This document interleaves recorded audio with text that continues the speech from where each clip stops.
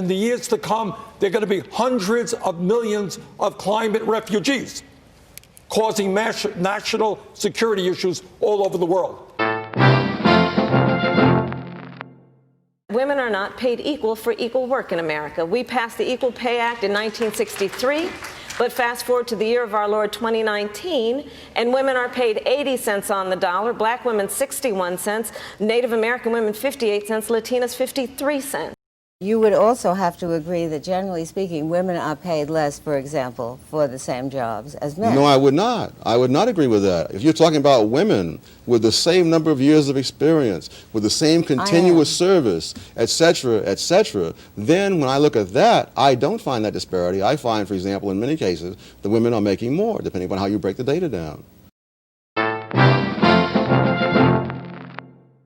One solution that would make a huge difference in this state would be allow every kid in the country to register to vote when they turn 18. If we had a system like this and we did something about gerrymandering and we stopped the voting purges and we did something significant about making sure we don't have money in politics from the outside, Stacey Abrams would be governor of this state right now.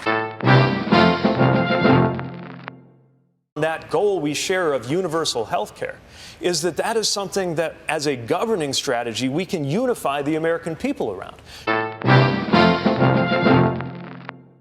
Donald Trump doesn't want me to be the nominee. That's pretty clear. He held up aid to make sure that, while at the same time innocent people in the Donbass are getting killed by Russian soldiers. It is no longer the case in America that people are having children in their 20s. We need to stop this man-made crisis at the border. Trump is the one who has created this crisis. We now know the shocking new numbers released by Customs and Border Protection about the ongoing border crisis.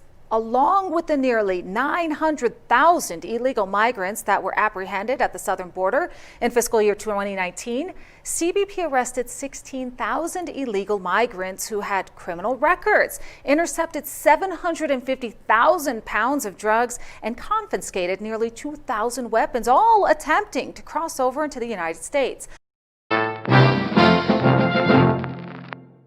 We don't get our act together within the next 8 or 9 years. We're talking about cities all over the world, major cities going underwater. There are only 2 countries in the world that don't have paid family leave for new moms: the United States of America and Papua New Guinea. That is the entire list.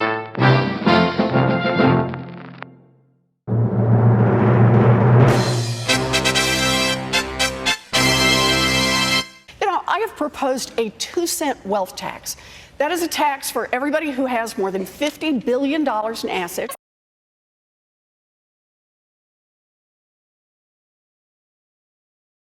Your first $50 billion is free and clear, but your 50 billionth and first dollar, you got to pitch in 2 cents. So let me just tell you what we can do with that 2-cent wealth tax.